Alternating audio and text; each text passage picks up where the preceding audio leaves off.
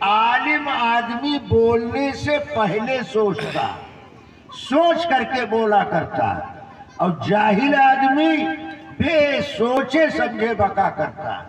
تو مولوی صاحب نے اس کی بات دھیان سے سنا، سننے کے بعد اس کو اوپر سے نیچے تک، دائیں سے بائیں تک غور کر کے دیکھا تو مولوی صاحب کو اندازہ ہو گیا کہ یہ تو پیدائشی مادر ذات جاہل معلوم ہوتا ہے، خاندانی جاہل معلوم ہوتا۔ تو مولوی صاحب نے کہا دوبارہ سوال کرو۔ اس نے دوبارہ سوال کیا کہ اللہ دوسرا اللہ پیدا کر سکتا یا نہیں کر سکتا؟ اگر کر سکتا ہے تو اللہ وحدہ لا شریک باقی نہیں رہتا۔ مولوی صاحب نے کہا سن جواب، اب میں جواب دیتا ہوں۔ کہا دیکھو خالق کس کو کہتے ہیں؟ خالق وہ ذات کہلاتی ہے جو پیدا کرنے میں کسی چیز کی محتاج نہ ہو، جو بغیر اسباب کے چیز کو وجود بخشے، اس کو خالق کہتے ہیں۔ آپ کہیں گے بہت ساری مخلوق ایسی ہیں جو بہت ساری چیزیں پیدا کر رہی، پیدا کرنے سے کوئی خالق نہیں بنتا، بغیر اسباب کی چیز کو پیدا کرنا یہ خالق کی شان ہے۔ جیسے اللہ نے آدم علیہ السلام کو بغیر ماں باپ کے پیدا کر دیا، حضرت حوا کو پسلی سے پیدا کر دیا، حضرت عیسیٰ کو بغیر باپ کے پیدا کر دیا۔ جو سبب کا محتاج نہ ہو، بغیر سبب کے کوئی چیز پیدا کرے، اس کو خالق کہتے ہیں۔ کہا جب اللہ خالق ہے، بغیر اسباب کے پیدا کرتا، تو جب اللہ دوسرا اللہ پیدا کرے گا تو ڈبل اللہ ہو جائیں گے۔ تو مولوی صاحب نے کہا یہی بات تو سمجھنے کی، خالق کہتے ہیں پیدا کرنے والے کو، اور وہ خالق جو بغیر اسباب کے چیز پیدا کرتا ہے اس کو مخلوق کہا جاتا ہے۔ وہ خالق جو بغیر سبب کے چیز پیدا کرتا ہے اس چیز کو مخلوق کہا جاتا۔ اللہ دوسرا اللہ پیدا کرے گا تو دوسرا پیدا ہونے والا وہ اللہ کی مخلوق کہلائے گا، وہ خالق نہیں کہلا سکتا۔ لہذا اللہ اکیلا ہے، اللہ تنہا خالق ہے، نہ اللہ کا کوئی شریک ہے اور نہ کوئی مخلوق اللہ کے برابر۔ دنیا میں کام انسان اسباب کے تحت انجام دیتا۔ ایک حکیم صاحب تھے، ارے بات سمجھ میں آ رہی؟ کون کون سمجھ رہا ہے؟ ذرا ہاتھ اٹھاؤ تو کچھ پتہ چلے کہ آپ سننا چاہتے ہیں یا سونا چاہتے ہیں۔ کون کون سننا چاہتا ہے؟ ہاتھ اٹھاؤ۔ یہ پیچھے والے بغیر ہاتھ کے ہیں کیا؟ اچھا ہاتھ ہے۔ تو حکیم صاحب کے مطب پر ایک چیلا رہتا تھا، کئی سال گزر گئے۔ حکیم صاحب نے اپنے چیلے کو نبض دیکھنے کی اجازت نہیں دیا۔ اب چیلا پریشان کی 4 سال ہو گئے، یہ زمانے کا حکیم لقمان یہ کمبخت مریض دیکھنے کی اجازت نہیں دیتا، مفردات، مرکبات، سفور، کورس، گولیاں کام کرانے میں لگائے رکھتا ہے، مگر مریض کے نبض پر ہاتھ رکھنے کی اجازت نہیں دیتا۔ وہ چیلا اسی میں پریشان تھا کہ ایک دن صبح صبح ایک صاحب حکیم صاحب کے مطب پر اونٹ لے کر پہنچ گئے۔ اب حکیم نے جب اونٹ کو دیکھا اور اونٹ کے مالک کو دیکھا تو حکیم نے دل ہی دل میں کہا اونٹ تو اونٹ ہے، اونٹ کا مالک بھی اونٹ سے کم نہیں۔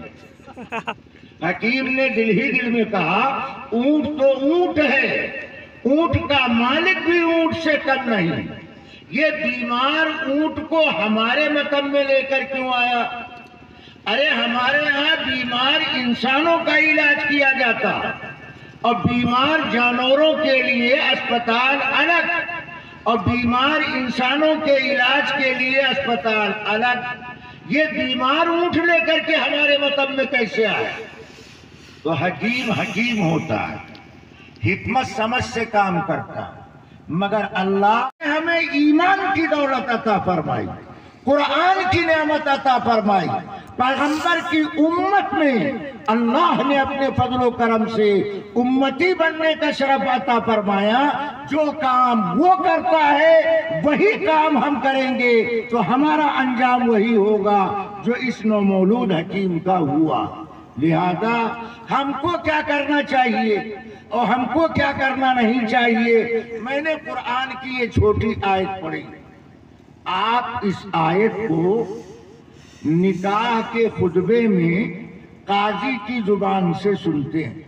سوال یہ ہے کہ قرآن میں 6666 آیتیں ہیں، ان تمام تر آیات میں سے سورہ نساء کی ایک آیت، سورہ احزاب کی ایک آیت اور سورہ آل عمران کی ایک آیت، نکاح کے خطبے میں یہ 3 ہی آیت تو پڑھی جاتی ہے۔ قاضی صاحب حافظ بھی ہوں، وہ 30 آیت پڑھ دیں تو کیا ہوگا؟ سنت کے خلاف ہوگا۔ 3 سے کم پڑھیں تو کیا ہوگا؟ سنت کے خلاف ہوگا۔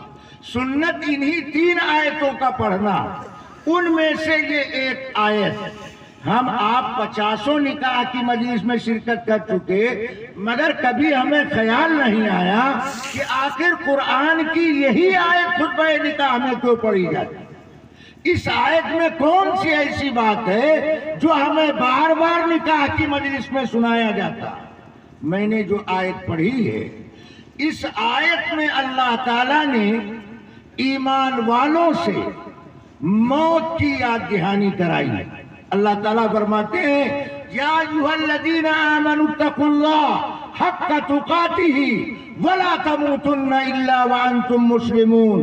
اے ایمان والو، اللہ سے ڈرو جیسا اس سے ڈرنے کا حق ہے، اور نہ مرو مگر اسلام کی حالت۔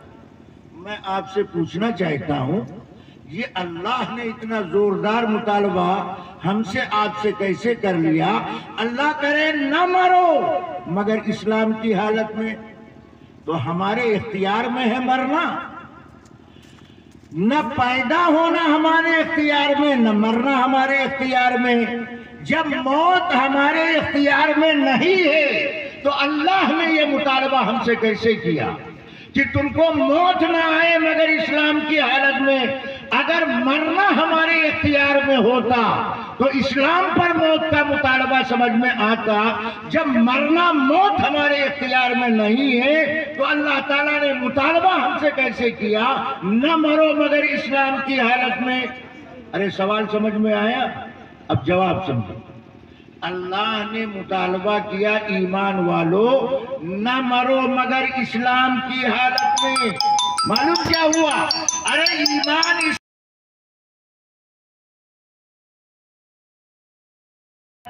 سے کہا کیسے آنا ہوا؟ کہا ہمارے اونٹ کے گلے میں دکھن، کھانسی بہت آ رہی۔ تو حکیم صاحب نے کہا 2 بانس کی بلی لاؤ۔ 2 بانس کی بلی لائی گئی۔ ایک بانس کی بلی اونٹ کے گلے کے نیچے لگایا اور دوسری بانس کی بلی اونٹ کی گردن کے اوپر رکھا، اور سائیڈ سے 2 نوجوانوں نے مل کر اونٹ کے گلے کے نیچے کی بانس کی بلی اور گردن کے اوپر کی بانس کی بلی کو دبوچ کر آپس میں ملا دیا۔ جب بانس کی بلی دبوچ کر آپس میں ملائی گئی تو اونٹ کے گلے میں پھنسا ہوا تربوز پانی بن کر کے معدے میں اتر گیا، اونٹ کے گلے کی دکھن دور ہو گئی، وہ اونٹ لے کر چلا گیا۔ اب یہ جو چیلا بیٹھا تھا اس نے اس طریقے علاج کو دیکھ کر سمجھ لیا کہ اتنے بڑے جانور کا اتنا آسان علاج تو 5 فٹے انسان کا علاج کرنا کیا مشکل۔ لہذا حکیم صاحب سے نہ ڈگری نہ سڑک، اپنے علاقے میں پہنچ کر بہت بڑا بورڈ تیار کرایا، اس پر لکھا جملہ مخلوقات کے جملہ امراض کا بہترین علاج کیا جاتا ہے۔ اب جو اس گلی سے گزرتا یہ حیرت انگیز اعلان پڑھ کر وہ حیرت میں پڑ جاتا، یا اللہ یہ حکیم ہے یا حکیم لقمان کا بچا ہوا ہے۔ کچھ ہی دن گزرے، علاقے میں بڑا شہرا، عجیب غریب حکیم آیا ہے، تمام مخلوقات کی تمام بیماری کا علاج کرتا۔ تو ایک صاحب پہنچے، کہنے لگے حکیم صاحب آپ بیمار بکری کا بھی علاج کرتے ہیں؟ کہا جائیے میاں، ہم بیمار بھیڑیے کا بھی علاج کرتے ہیں۔ لوگ کان پکڑ کے رہ گئے، یہ کیسا حکیم؟ کچھ ہی دن گزرے کہ ایک صاحب صبح صبح اپنے دودھ پیتے بچے کو گود میں لے کر اس نومولود حکیم کے مکتب پر پہنچے۔ دیکھا، پوچھا کیا بات؟ کہا کھانسی بہت آ رہی، گلے میں دکھن بہت۔ کہا بیٹھ جاؤ۔ اپنے چیلے سے کہا 2 بانس کی کمچی لاؤ۔ تو وہ بچے کا باپ سمجھا حکیم صاحب صرف مطلب ہی نہیں چلاتے ہیں، شاید بچوں کو بھی پڑھاتے ہیں، اس لیے کمچی امچی بھی رکھتے ہیں۔ کہا 2 بانس کی کمچی لاؤ۔ بانس کی کمچی آ گئی۔ کہا ایک کمچی بچے کے گلے کے نیچے لگاؤ اور دوسری بانس کی کمچی بچے کی گردن پر رکھو اور سائیڈ سے 2 نوجوان مل کر دبوچ کر آپس میں ملا دو۔ جب بانس کی کمچی بچے کے گلے کے نیچے اور گردن کے اوپر کی سائیڈ سے دبوچ کر ملائی گئی تو نہ مرد رہا نہ مریض رہا، بچہ اللہ کا پیارا ہو گیا۔ اس کا باپ بچے کو گود میں لے کر سامنے پولیس اسٹیشن تھانے میں پہنچا۔ تھانے دار سے کہنے لگا نہ آؤ دیکھا نہ تاؤ۔ کہا یہ حکیم نہیں جلاد، یہ طبیب نہیں قاتل، یہ معالج نہیں بلکہ لوگوں کو ہلاک کرنے والا۔ تھانے دار نے کہا بات تو بتاؤ۔ کہا اس طرح بانس کی کمچی سے ہمارے بچے کا گلا دبا دیا۔ تھانے دار نے اس حکیم کو بلا لیا۔ کہا تم علاج کرتے ہو یا فرار کرتے ہو؟ کہا دیکھو تھانے دار صاحب، دفعہ لگانے سے پہلے صفائی کا موقع دیجیے۔ کہا بول کیا بولتا ہے؟ کہنے لگا سنیے، اگر اس طرح گلے کا علاج کرنا جرم ہے تو ہم سے بڑا ہمارا استاد مجرم۔ تو تھانے دار صاحب بھی سوچنے لگے یہ کیس تو کئی گاؤں تک پھیلا ہوا۔ کہا کیا ہوا؟ کہا ہمارے استاد نے بیمار اونٹ کے گلے کا علاج اس طرح کیا، لہذا گلا گلا برابر، علاج کا طریقہ برابر۔ تھانے دار نے کہا کوڑ مغزے، بیمار جانوروں کے علاج کا طریقہ اور بیمار انسانوں کے علاج کا طریقہ ہو۔ اس نے کہا نہیں، گلا گلا برابر، درد درد برابر، لہذا علاج کا طریقہ ایک سا اختیار کیا جائے۔ آج کے مسلم سماج میں یہی ہوائی، یہی فضائی، یہی جاہلانہ خیال بڑھتا اور پھیلتا جا رہا ہے۔ ہم یہ سمجھتے ہیں کہ دین بیزار